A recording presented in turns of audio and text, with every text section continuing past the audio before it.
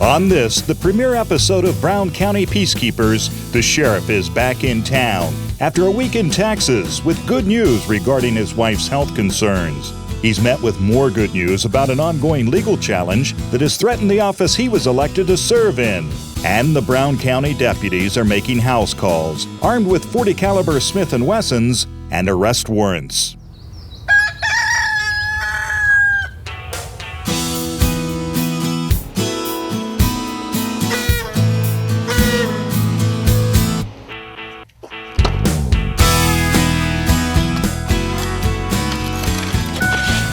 Good morning, Brown County, and it looks like another peaceful day. You can expect mild temperatures and sunny skies. In the news, Sheriff Dwayne Wenninger says his deputies are on the job early this morning. According to the sheriff, you're quite likely to see them just about anywhere. Sheriff's office, come to the door.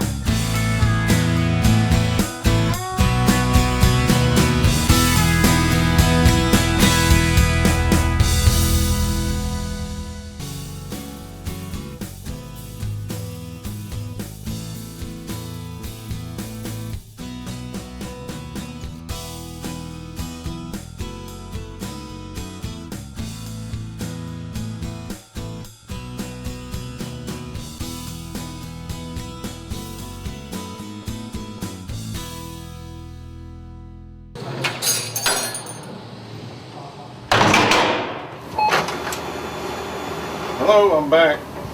Good morning. Well, morning. Yeah.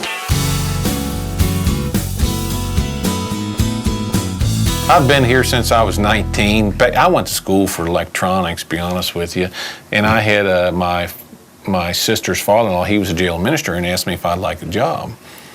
And they were shorthanded. I said, yeah, I'll come up and fill out. Well, next thing you know, here I am, And once I got here, it's amazing how your life changes so fast. You think you're going to be doing something else, and like people I went to school with, like, they still can't believe, you're the sheriff. Like, what? I said, well,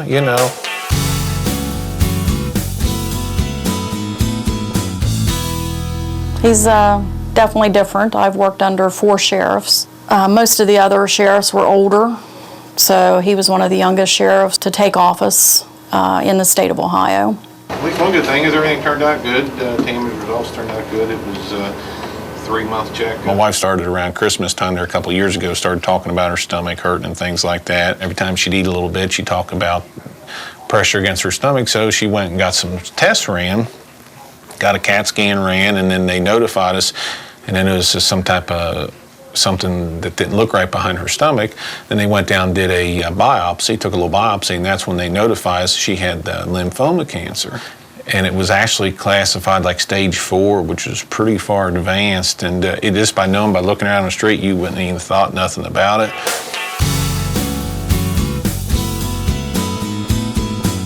We flew out to Texas to see a specialist that specializes just in my type of lymphoma. And I'm doing good today, doing good. I had 6 rounds of chemo and radiation, and I'm doing good. She did a lot of research, and she's pretty feisty, and she handles things pretty well. And she found she decided to go to Houston MD Anderson down in Texas. Went down there and took some strong treatment.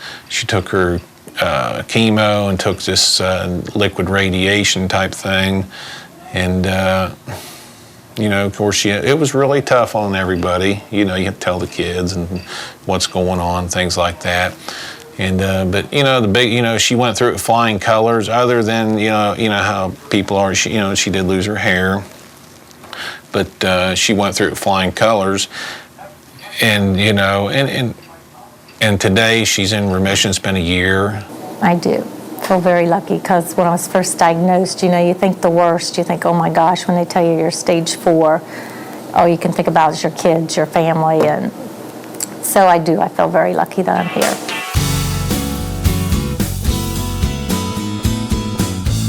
When you work every day with somebody, you get close to them, and her illness was very, very depressing, very sad, because it's family. And to watch somebody that you care about go through something like that and to see how different people reacted to it was very, very touching. Did I miss anything? Nothing she couldn't handle. Same old, same old. Two inmates. Lock door, I'm gonna leave some of the cells open. I wanna view some of the cells. We can go any way you want. All the way down, or do you want to close it? I want them opened up so I can look at them. Hey, 4 left pictures on the wall. Let's get that straightened up. Okay, they got crap on their toilet paper on their vent. They can go down for this afternoon. Discipline them accordingly. How long you in for? 7 days. Oh man. What you do? Something dumb?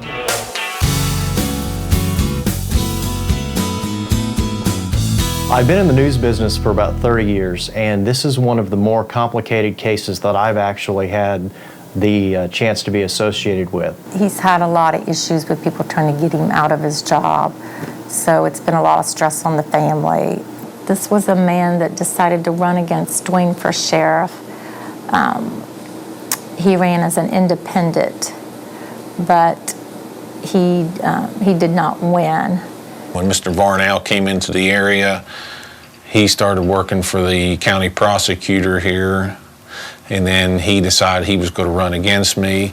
And after he tried to file an appeal as an independent through the Board of Elections on my qualifications again. That was in 2004. Varnew's claim is that Wenninger did not attend a college that was certified by the Board of Regents. Therefore, according to Ohio Revised Code, he did not have the required education to qualify for an Ohio Peace Officer certificate. So Varnew's contention is that Wenninger had a break in service, rendering him ineligible to be the sheriff. When I won the election, you know, I guess he's a little disgruntled because he wanted the job and he felt he was best fit for the job, which that's fine, but he didn't win. And now he continues to file one motion after another. Varnew is claiming that he should in fact be the duly elected sheriff of Brown County because Wenninger's not eligible to serve. Yeah.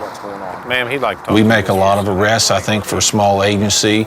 We lost a lot of our help several years ago, back in 2005. We lost a lot of our help, and we're operating with less people than I had 10 years ago.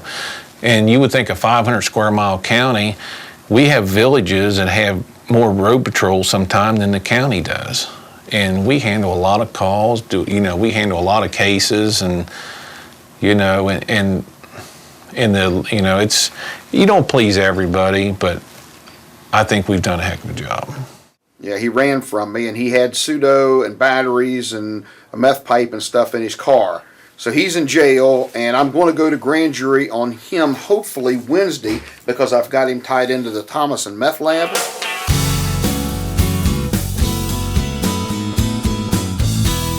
Well, we have a pretty wide range of various crimes.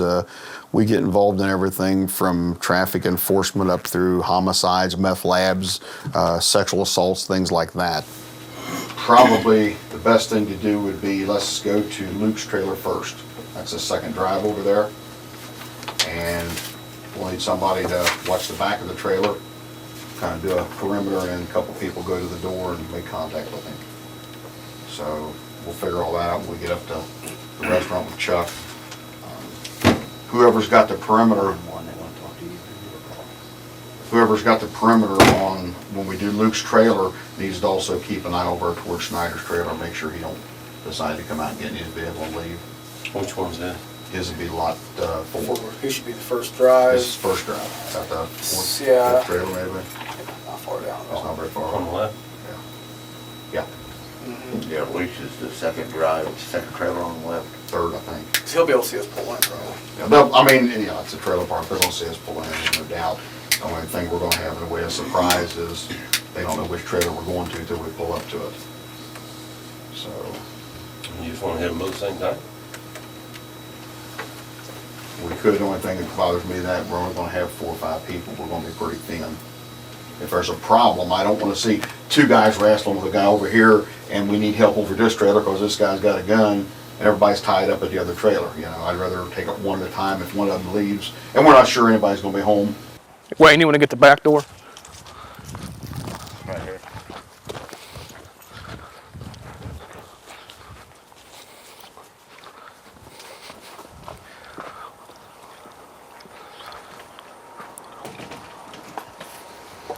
Hi.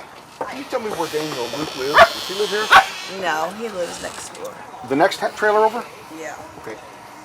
How you doing? Not too bad.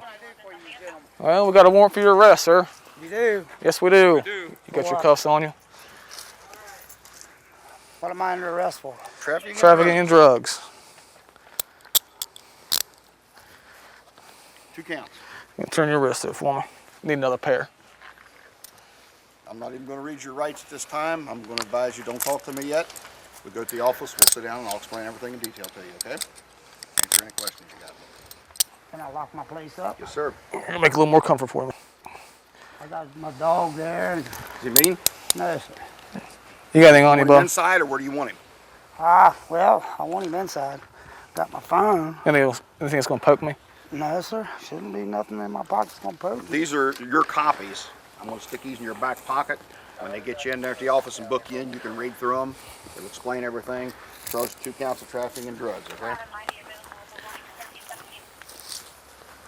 Stick them right there. Well, I do got some stuff in there in my house I need to tend to before you take me. Can I? What do you need to tend to, sir? Well, I just went to my doctor and I got my pain medication for this month. What kind of pain medication do you take? It's oxycodone. Okay. I don't want to leave it out. Okay. Do you need to take that with you in case you don't get out of jail today? Yes, I sure do. If you'll tell Deputy Bingham in there where it's at, he'll get it for you. We'll make sure everything's turned off. If the dog's not mean, you want to put the dog in the house, we'll be glad to do that for you.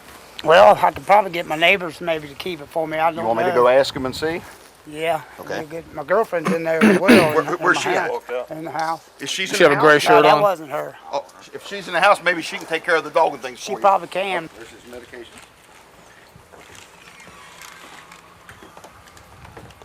I think both units are tied up, so. Can we transport him? Yeah, we can transport. All right. All right, this way, sir. You got a key to double lock him on him real quick. We double lock these, so you don't get any tighter on you.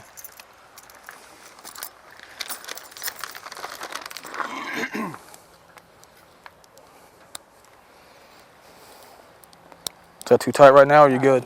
You all right? Let me do these two.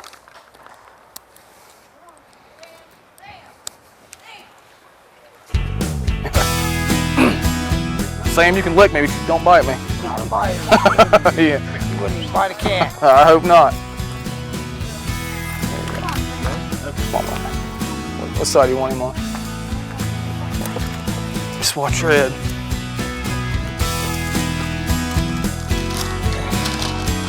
You're good.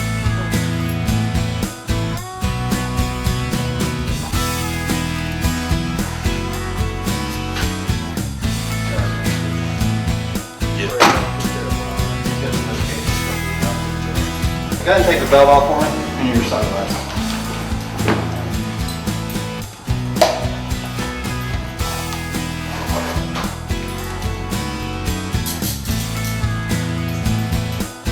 All right, thank you very much. Is that safe with your road?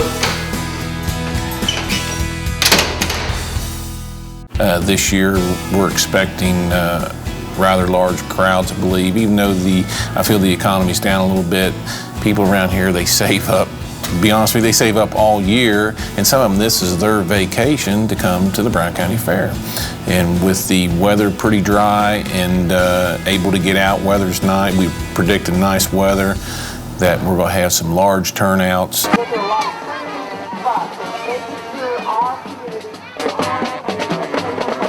They call it the Little State Fair. It's I feel one of the best in the state of Ohio. They put on an excellent program, and it's a rather nice time. Families can come out. A lot of them split up. The cattle shows, the sheep exhibits, all the 4-H projects, the fair rides, the horse shows. There's so many different things to do, and you wouldn't think that you'd have that much gathering in such a small community, but it's grown over the years. I think it's over 150 years they've had it, and it's really a great turnout. I lead the parade every year since I've been in office, 10 years, and we always enjoy leading the parade. I'm hoping to have my dad, we'll ask my dad to come out. We lost Mom in March.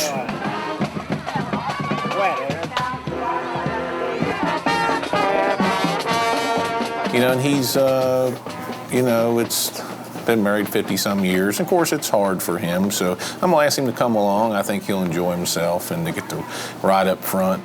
Cannot believe it's pouring down rain. It hasn't rained for 2 months. Fair day. 90 degrees last week, 50 today. Yeah. Hello. Watching it rain. Hadn't rained in 3 months. Are we going in? You guys gonna pull me out? You get behind and push, Tom. It's always neat to be the first one through, because I come through the first one, I get to go around and I park the car and I get to watch everybody else come in. It's like, oh man, this parade gets bigger and bigger and bigger every year. Sometimes it's 2-3 hours. Hi there, how you doing? I'm gonna go over now. Yeah, let him. Let you open the back door.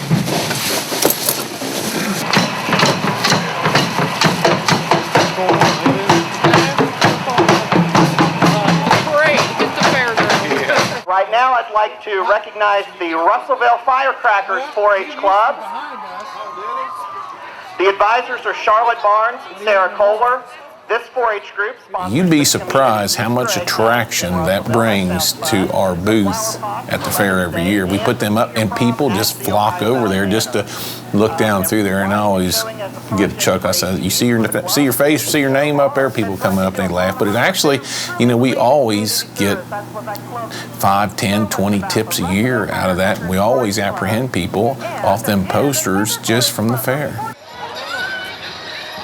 Well, this looks like an FFA cow tipping tradition like no other, the Western Brown FFA. Cody Ballinger and Larry Staples, give them a big round of applause. They've ridden a long way, they've braved the rain and the weather.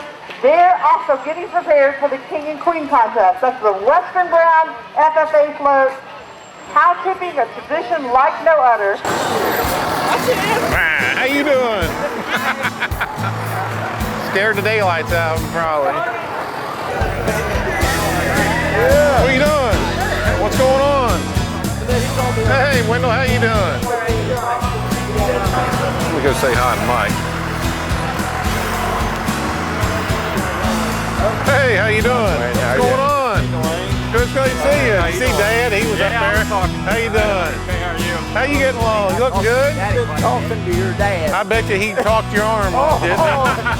You'd be surprised how many stories Did you get a word in edgewise? Oh, yeah. Oh, yeah. He's like, he likes to go. How's Davey doing? Good, good. She's running around here somewhere. Yeah. Oh, yeah. She's going 100 miles an hour. She'll be rolling in here any minute. Attention in the barn. We are about to get started.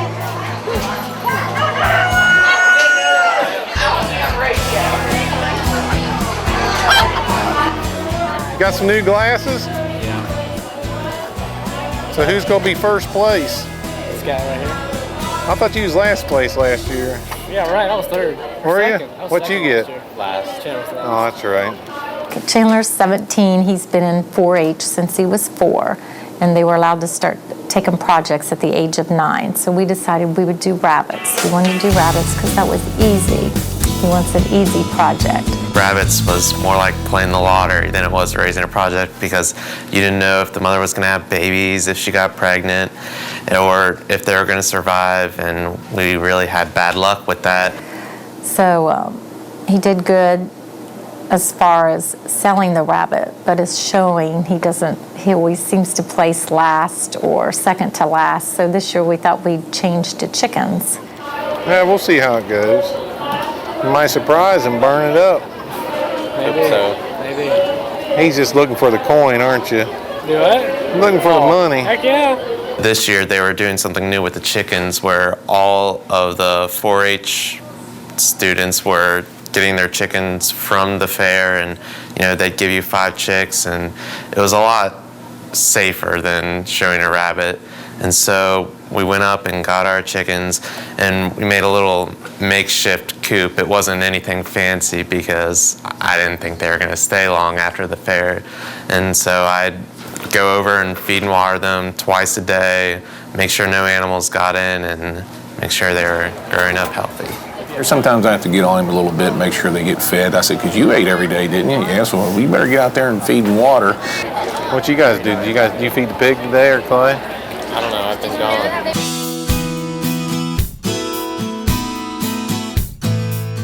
Yeah, he's probably about 15, maybe 16. And he's really ugly looking. He's like gray with tusks. Oh, Porky. I purchased this lot about 10 years ago. And actually this was the White Swan, the old one-room schoolhouse, and it was a livable structure at one time. Well, the party up and left one night. This pig ended up staying, and it stayed by itself by 2 or 3 years, just living on its own. And maybe the one neighbor might throw it some corn or something like that for it to survive, but it would go across the street and eat off the crops and things. Well, when I purchased a lot, I guess the pig came with it. And it's been kind of like the neighborhood pet type thing. We don't know if it's a boy or girl, though.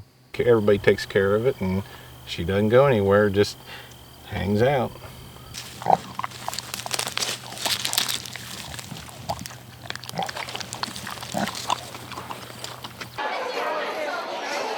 I think that's what Chandler likes so much about 4-H, because he does good selling his projects. He likes the money. What are you gonna do with them? Eat them probably. You gonna fix them? You gonna kill them? Yeah, I'll kill them. You will not. Yeah, I will. Well, we're gonna kill ours. Yeah, that's what Tammy Have said. somebody. How much longer is it gonna be? I don't know, they're on class 4 or 5. You got some new specs. Yeah. Did they change the prescription? Can you see any better?